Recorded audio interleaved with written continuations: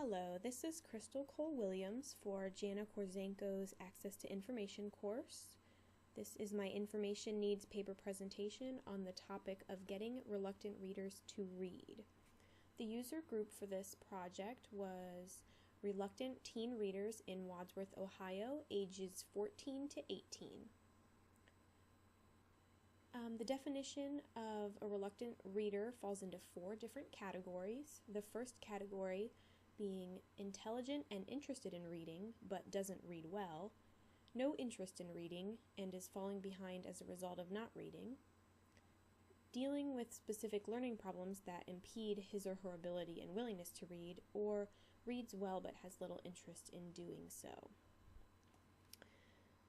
The service or collection that I am proposing would be to have an updated and unique teen space in the library, as well as a larger collection of materials that are appropriate and more interesting to reluctant readers, and a couple services that would greatly help the teen area of the library to be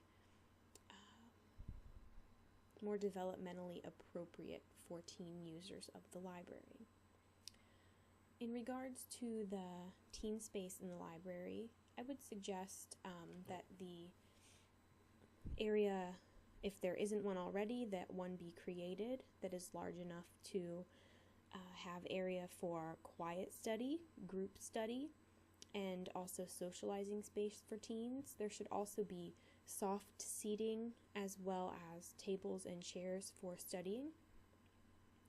The displays should allow for lots of front-facing or cover-facing of books on the displays, because for reluctant readers to see the front of the book is a big attention grabber. There should also be a large computer area. In the library where I work currently, in the teen loft, there are only two computers for the teens to use, which doesn't seem very functional when there are often 10 or 12 teens in the room. There should also be unique and artistic shelving and creative displays. There should be lots of posters and decorations that are relevant to teens of, the current time period. You don't want to have posters for movies that were in the theaters 3 or 4 years ago. You also want to have relaxed rules in the teen area. And that is just being cognizant of teen developmental assets and knowing that they're going to be louder, they're going to be a little more raucous than adults. And food and drink should be allowed.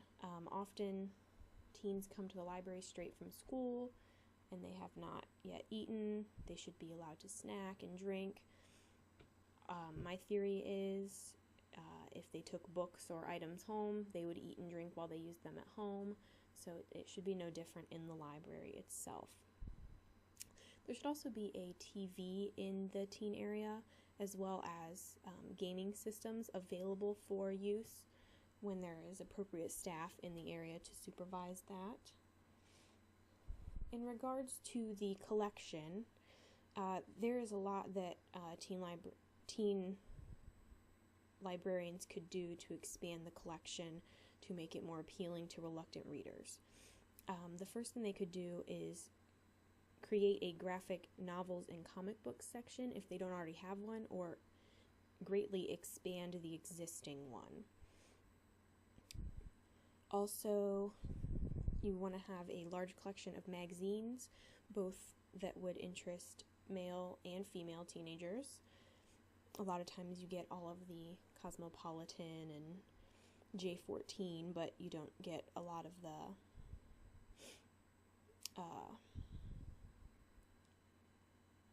motocross type of magazines, sports and such. You also want to have a large nonfiction collection that is more targeted towards male teens. The literature shows that females are more likely to read fiction and males are more likely to read nonfiction. So having a bigger collection of nonfiction that is more oriented toward masculine type topics would be best to increase the readership of male reluctant readers. You also want to have a large collection of nonfiction books on pop culture topics such as bands and actors, actresses, that kind of thing. Audiobooks are also a great tool for getting reluctant readers to read, and reading an audiobook shouldn't be discounted as not real reading. It is reading. So we need to expand the collection in the young adult area of audiobooks. Often in the adult area or children's area there's quite a large collection, but maybe in the young adult area there's 20 or 25 audiobooks, which is very, very small. You need a lot more than that if you want to get reluctant readers to read. In regards to multimedia, you want to have a collection of CDs and video games for sure, and maybe some DVDs as well, but if you have a large adult collection, that might not be as important, especially if your library does not have the budget. But for CDs, you want to make sure you have all of the different genres of music. You want to have, yes, the pop, but you also want to have heavy metal, rock, rap, country, everything that interests teens in your area. The last thing that I would suggest increasing in the teen collection is the amount of controversial fiction. And that's it doesn't all have to be the realistic fiction. There are plenty of fantasy and science fiction, historical fiction, those kinds of genres that also contain controversial topics, such as teenage pregnancy, drug use, self-abuse, self-harm, suicide, problems in families, people overcoming addictions and overcoming child abuse, those kinds of things that help teens learn resiliency and how to overcome adversity. The final thing that I would suggest would be for libraries that can afford it to have a full-time, exclusively teen librarian. Most libraries that even have a teen librarian, the teen librarian might also work in the children's department as a children's assistant or at the reference desk or in the circulation department. It would be very helpful and would signal to teens that they're valuable customers if you had a teen librarian that was full-time working for teens in the library. Finally, if your library does have a security guard, I would suggest that security guard be trained in dealing with teens and the importance of teens to libraries and the developmental assets of teens, so that these teens aren't being bullied around by the guards and even the other staff that's not teen-oriented. They should be trained on how to appropriately deal with teens that are misbehaving or talking too loudly, those kinds of things, without making them feel like they're not welcomed in the library. Overall, it's important to make sure that you express to your teen patrons that they are welcome in the library, that they're just important as all of the other customers, and that they are valued. You also need to make sure that your collection gives them what they want to read. If you're just getting books that are literature or that the librarian deems to be of value of some sort, then you're not going to get reluctant readers to read. Your books are going to sit on the shelves and collect dust.